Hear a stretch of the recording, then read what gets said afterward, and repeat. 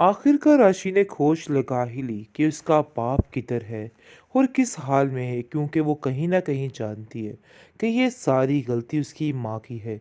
उसके बाप का इन सब बातों में कोई भी कसूर नहीं था। वो जाकर अपनी ममानी से इस बात का जिक्र करती है और कहती है कि मुझे ऐसा लगता है कि हम उनको ढूंढने में बहुत नज़दीक हैं। जिसको सुनकर वो कहती है, हाँ तुम फिक्र मत करो, सब ठीक हो जाएगा। मैं तुम्हें बात एक खोल के सुनाती हूँ कि तुम्हारी माँ तुम्हारे बारे में कुछ ठीक नहीं सोच रही है और इन लोगों को कोई भी परवाह नहीं कि तुम्हारे साथ चाहे जो मर्जी हो। जिस पर आप देखेंगे कि वो कहती है कि ये बात मैं बड़े अच्छे तरीके से जानती हूँ कि इनके दिमाग में क्या चल रहा है, लेकिन ऐसा मैं कभी नहीं होने दूंगी। लेकिन दूसरी तरफ बिलाल का गुस्सा हद से ज़्यादा बढ़ता जा रहा है और अंदर ही अंदर हर किस्म का बदला लेने के लिए तैयार बैठा हुआ है। आप देखेंगे कि जिस तरीके से वो कॉल करके उन लोगों को नुकसान पहुंचाने की कोशिश कर रहे हैं, वक्ती नुकसान तो पहुंचेगा, लेकिन एंड पर नुकसान इसका ही होगा। क्योंकि अज़रा जो है वो कहती है कि अगर कुछ भी हुआ वलीद को या किसी को, मैं तुम लोगों को नहीं छोड़ूंगी, ये बात तो तय है। जिस पर आप देखेंगे कि पुप्पो बेगम कहती है, भाई इन सब बातों में हमारा क्या कसूर है? मुझे तो बिल्कुल भी नहीं है कि आखिर क्या हुआ है और क्या नहीं हुआ। तुम उल्टा सारी बातें हमारे ऊपर डाल रही हो। अंदर मसले आप लोगों के हैं और आप लोगों ने हमारे ऊपर डाल दिए हैं। मेरा इन सब बातों में कोई भी कसूर नहीं और कोई भी लेना देना नहीं।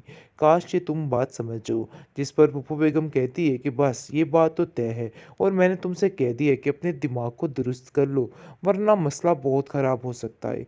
तुम नहीं जानती हो कि तुम किससे पंगा ले रही हो। जिस पर अज़रा कहती है कि बस मैंने भी आपसे ये बात कह दी है कि कभी किसी के साथ नुकसान अब नहीं, यानी कि किसी का नुकसान ना हो। मैं अब कोई भी नुकसान बर्दाश्त नहीं कर सकती और आपको मैं बार-बार एक ही बात समझा रही हूँ कि मामला बहुत ख़राब हो जाएगा। और कहती है कि पता नहीं ज़रा भाभी किस हाल में है और बेचारी किस तरह से अपनी ज़िंदगी गुजार रही हैं। मुझे तो उनको सोच-सोच के पता नहीं क्या होता है। इस पर आप देखेंगे कि सब कहते हैं कि नहीं, वो बहुत ही बहादुर खातून है, वो अपने आप को बड़े अच्छे तरीके से सँभाल लेगी।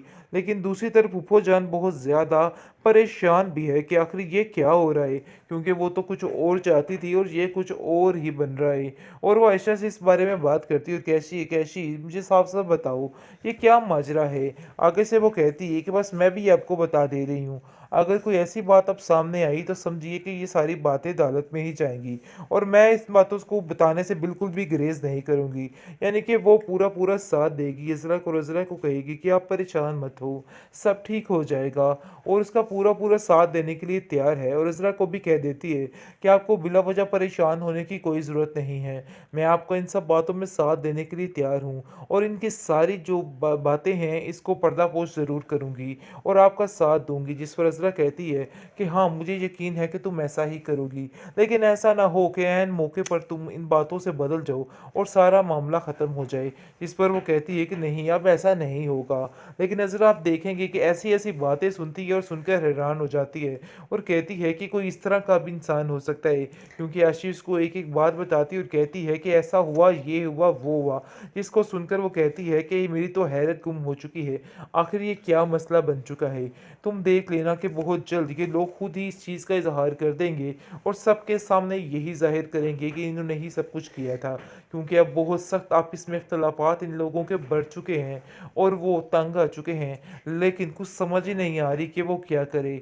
दूसरी तरफ आशी इस बात के लिए नहीं मान रही है, लेकिन अब देखेंगे कि अज़रा का भी इस घर में अब दम घुटता है और उसको समझ ही नहीं आ रही कि आखिर वो क्या करे। लेकिन फिर भी उसने सोच लिया है कि वो हिम्मत नहीं आ रही। फूफो जो नजरा को कहती हुई नजर आ रही है, अरे बीबी जान जल्दी से अपनी इद्दत को ख़त्म करो, निकलो यहाँ से, चलती बनो, क्योंकि मैं तुम्हें मज़ीद यहाँ पे बर्दाश्त नहीं कर सकती हूँ। लेकिन नजरा किसी और ताक पे बैठी हुई है, क्योंकि है तो वो शातिर औरत। दूसरे तो बेचारे लोग यहाँ से चले गए, लेकिन वो ठान लेती है कि नहीं, बहुत जल्द इसका सारा चेहरा बेनकाब करके ही रहेगी। क्योंकि जैसे ही आप देखेंगे कि वो अस्मा को कॉल करती है और कहती है कि अस्मा देख लेना कि ये काम बड़ी ही चालाकी के साथ हो गए और इनकी अपने ही ऐसी फूट डलेगी कि सारा मामला ठीक हो जाएगा। जाएगा। तुम्हें बिल्कुल भी परेशान होने की कोई भी ज़रूरत नहीं है। जिसको सुनकर आप देखेंगे कि इस्मा कहती है कि ज़रा भाभी ऐसा ना हो कि आप किसी चुंगल में फँस जाएँ, यानी कि कुछ ऐसा ना ये लोग कर दें जिसकी वजह से मसला ख़राब हो जाए। इस पर वो कहती है कि तुम फ़िक्र मत करो, मैं इधर सब कुछ हैंडल कर लूँगी, बल्कि तुम नहीं जानती कि आप लोगों के जाने के बाद इधर क्या मुश्किल हो रहा है। जिसको सुनकर वो कहती है कि आखिर क्या हुआ? आगे से आप देखेंगे कि वो बताती है कि इनकी आपस में ही फूट पड़ चुकी है।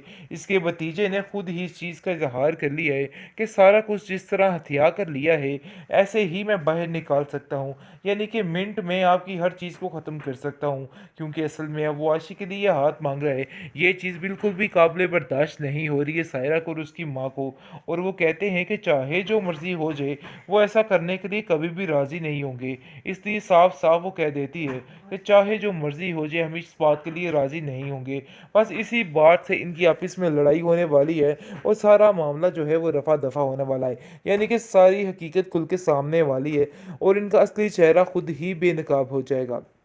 खैर आप देखेंगे कि अब अज़रा जो है वो फ़ोन करके कहती है कि परेशान होने की किसी को कोई ज़रूरत नहीं है, लेकिन उसकी माँ उसको समझाती है कि तुम परेशान मत हो, ज़रा हौसले और हिम्मत से काम लेना, देख लेना सारे मसले खुद ही हल हो जाएंगे। लेकिन अब देखेंगे कि बहुत ज़्यादा परेशान हो चुकी है बेचारी फ़रत, और कहती है कि पता नहीं ज़रा भाभी किस हाल में है और बेचारी किस तरह से अपनी ज़िंदगी गुजार रही हैं। मुझे तो उनको सोच सोच के पता नहीं क्या होता है। इस पर आप देखेंगे कि सब कहते हैं कि नहीं, वो बहुत ही बहादुर खातून है, वो अपने आप को बड़े अच्छे तरीके से सँभाल लेगी। लेकिन दूसरी तरफ फूफो जान बहुत ज़्यादा परेशान भी है कि आखिर ये क्या हो रहा है, क्योंकि वो तो कुछ और चाहती थी और ये कुछ और ही बन रहा है।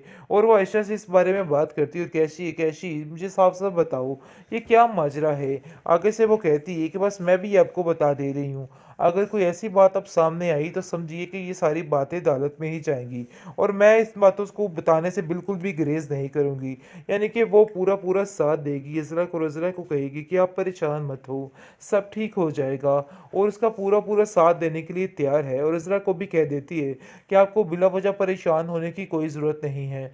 मैं आपको इन सब बातों में साथ देने के लिए तैयार हूँ और इनकी सारी जो बातें हैं इसको पर्दापोश ज़रूर करूँगी और आपका साथ दूँगी। जिस पर इज़रा कहती है कि हाँ, मुझे यकीन है कि तुम ऐसा ही करोगी। लेकिन ऐसा ना हो कि ऐन मौके पर तुम इन बातों से बदल जाओ और सारा मामला ख़त्म हो जाए। इस पर वो कहती है कि नहीं, अब ऐसा नहीं होगा। लेकिन नज़र आप देखेंगे कि ऐसी-ऐसी बातें सुनती है और सुनकर हैरान हो जाती है और कहती है कि कोई इस तरह का भी इंसान हो सकता है, क्योंकि आशीष को एक-एक बात बताती है और कहती है कि ऐसा हुआ, ये हुआ, वो हुआ।